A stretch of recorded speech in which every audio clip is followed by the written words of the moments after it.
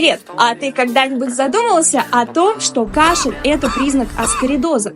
Дело в том, что личинки круглых червей пробираются в кровеносную систему человека, поднимаются до легких, там развиваются и попадают в бронхи. Мы их отхаркиваем, откашливаем, все попадает в ротовую полость, и мы заглатываем эту слизь. Таким образом, личинки развиваются без смены хозяев.